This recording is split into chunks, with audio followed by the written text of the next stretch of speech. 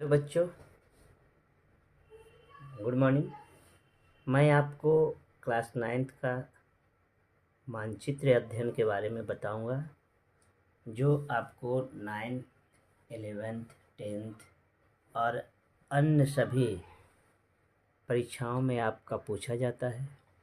अब जो 9th का बताऊंगा मानचित्र अध्ययन, तो हम सबसे पहले बता देना चाहता हूं कि मानचित्र है क्या और इसका अध्ययन क्यों करते हैं। तो बच्चों, आप जान लीजिए कि मानचित्र के द्वारा जो अध्ययन किया जाता है वो कॉन्सेप्ट जैसा विकसित होता है और आपके कॉन्सेप्ट को क्लियर करता है। क्योंकि हमारी पृथ्वी एक विशाल आकाशीय पिंड है जिसकी आकृति स्फेरिकल है, यानी गोलाकार है। इसके आकार के बराबर आकार वाला कोई मानचित्र बनाना संभव नहीं, असंभव कार्य है। अच्छा बताइए कि जितनी बड़ी पृथ्वी है उतना बड़ा हम मानचित्र बना सकते हैं? नहीं बना सकते हैं। इसीलिए मानचित्र बनाने के लिए मापनी विधि का विकास किया गया, यानी मेजरमेंट का विकास किया गया। अब मापनी समझिए कि मापनी है क्या। क्योंकि हम किसी भी मानचित्र को जब बनाते हैं तो उसमें मेजरमेंट जरूरी होता है, क्योंकि उसका आकार तो बनाना संभव नहीं है। आकार वाला कोई मानचित्र बनाना तो असंभव है। तो मानचित्र बनाने के लिए एक विधि का विकास किया गया, वही विधि मापनी विधि है। मापनी वह विधि है, समझिएगा, मापनी वह विधि है जिसके द्वारा समस्त पृथ्वी, यानी जितनी पृथ्वी है अथवा इसके किसी एक भाग को आवश्यकता अनुसार प्रदर्शन किया जाता है। यानी कहने का मतलब हो गया कि पूरे पृथ्वी को या पृथ्वी के किसी एक भाग को आवश्यकता अनुसार प्रदर्शन करना ही मापनी विधि है।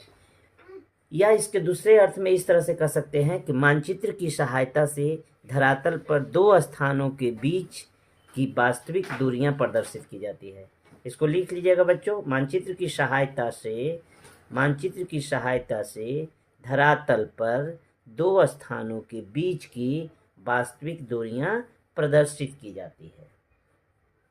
अब बच्चों, पहले जो वास्तविक दूरियां प्रदर्शित की जाती है, तो हमने बताया कि दो स्थानों के बीच जो वास्तविक दूरियां प्रदर्शित की जाती है, तो दूसरे शब्द में ऐसा कर सकते हैं कि मानचित्र पर प्रदर्शन किए गए किन्हीं दो बिंदुओं को, यानी मानचित्र पर प्रदर्शन किए गए किन्हीं दो बिंदुओं के बीच की दूरी और धरातल पर उन्हीं दो बिंदुओं के बीच की वास्तविक दूरी के अनुपात को वास्तविक दूरी को मापने के अनुपात को या मापने की विधि को मापक कहते हैं।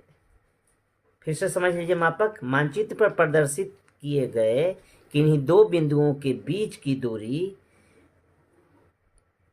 यानी दो बिंदुओं के बीच की वास्तविक दूरी के अनुपात को मापने की विधि को मापक कहते हैं। बच्चों, मापक जो हम बताएं कि मापक की बहुत सारी उपयोगिता है।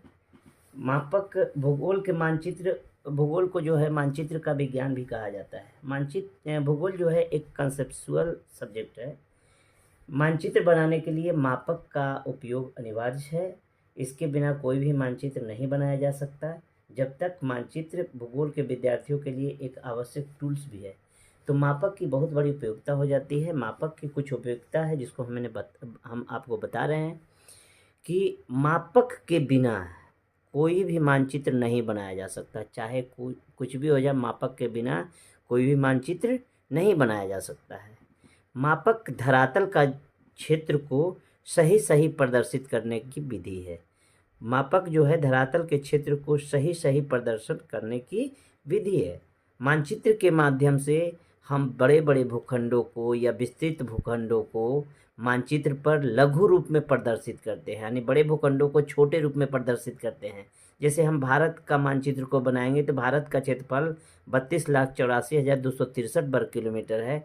तो उतना बड़ा हमारे पास भूखंड है, उस भूखंड को हम एक छोटे पन्ने में प्रदर्शित करते हैं।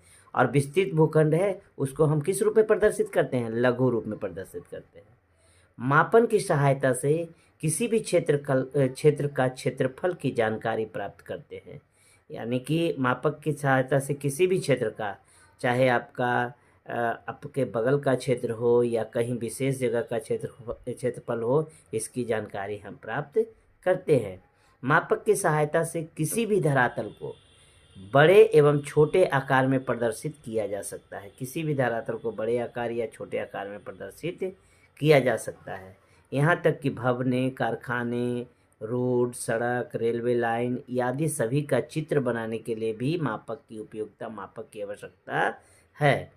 अब 7वां बिंदु, भू सर्वेक्षण के लिए भी मापक अनिवार्य होता है, यानी कि जो भूमि का सर्वेक्षण हो रहा है उसके लिए भी मापक अनिवार्य हो रहा है और अनिवार्य।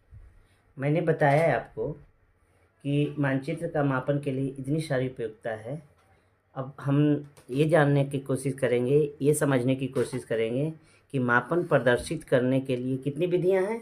3 विधियां हैं। मापन प्रदर्शित करने के लिए 3 विधियां हैं। पहली विधि को कहते हैं कथन विधि, दूसरी विधि को कहते हैं प्रदर्शक विधि और तीसरी विधि को बोलते हैं रैखिक मापक विधि। अब कथन विधि हम लोग समझने का कोशिश करते हैं। कथन विधि है क्या? इस विधि से हम कैसे जानेंगे कि हम किसी चीज़ का सही जानकारी या कथन विधि है क्या? इस विधि के द्वारा चूँकि मापक को एक कथन के द्वारा व्यक्त किया जाता है, जैसे 1 सेंटीमीटर बराबर 15 किलोमीटर या 1 इंच बराबर 25 मील। इसका मतलब ये हो गया बच्चों कि मानचित्र पर 1 सेंटीमीटर की दूरी धरातल पर 15 किलोमीटर या 1 इंच की दूरी धरातल पर 25 मील की दूरी प्रदर्शित करता है। मैंने बताया पहली विधि कथन विधि। अब दूसरी विधि मैं बता रहा हूँ प्रदर्शक विधि, जिसको कहते हैं रिप्रेजेंटेटिव फ्रैक्शंस। प्रदर्शन विधि, इसका प्रयोग विश्व के सभी देशों में नहीं होता है, लेकिन ये जिस देश में भी संबंधित देश में ही उपयोगी होता है। इस विधि के द्वारा बच्चों प्रत्येक देश में चाहे वहाँ किसी भी मापन प्रणाली का प्रयोग होता हो, इस विधि के द्वारा मानचित्र की दूरी और धरातल के वास्तविक दूरी को एक भिन्न के द्वारा प्रकट किया जाता है। इस भिन्न में जो अंश होता है, अंश मतलब होता है जैसे किसी भिन्न का ऊपर वाले को बोलते हैं अंश और नीचे वाले को बोलते हैं हर। ऊपर वाले को अंश और नीचे वाले को हर। तो इस भिन्न का अंश सदैव हमेशा एक ही होता है, इसके अलावा बदलता नहीं है, और हर उसी इकाई में होता है। इसको निरूपक भिन्न भी कहते हैं। प्रदर्शक भिन्न बराबर होता है, एक फॉर्मूला है प्रदर्शक भिन्न जिसको RF कहते हैं, बराबर मानचित्र की दूरी बटे धरातल की दूरी, यानी मैप डिस्टेंस बटे ग्राउंड डिस्टेंस। प्रदर्शक भिन्न मतलब मानचित्र की दूरी बटे धरातल की दूरी। मान लीजिए किसी मानचित्र की दूरी 1 इंच है और धरातल की दूरी 2.5 लाख है, यानी कि तो 1 इंच बराबर धरातल के 1 इंच बराबर धरातल के 2.5 लाख इंच को प्रकट कर रहा है। इसको RF या इसको प्रदर्शक भिन्न कहते हैं। इसे अंतर्राष्ट्रीय मापन प्रणाली भी कहते हैं। अब बच्चों मैं अगले स्टेप में जो बताऊंगा आपको रैखिक मापन प्रणाली, और इसके अलावा जो आपके पुस्तक से संबंधित है उसको मैं बताऊंगा, जैसे तुलनात्मक मापक क्या होता है, रैखिक मापक क्या होता है, लंबवत मापक क्या होता है, लघु मापक, दीर्घ मापक, ये सारे मापकों को मैं बताऊंगा। इसको नेक्स्ट क्लास में बताऊंगा। Thank you very much. मेरे चैनल को आप सब्सक्राइब कीजिए और लाइक कीजिए। मुझे आपका लाइव सब्सक्राइब से प्रोत्साहन मिलता है। नमस्कार, धन्यवाद, थैंक यू।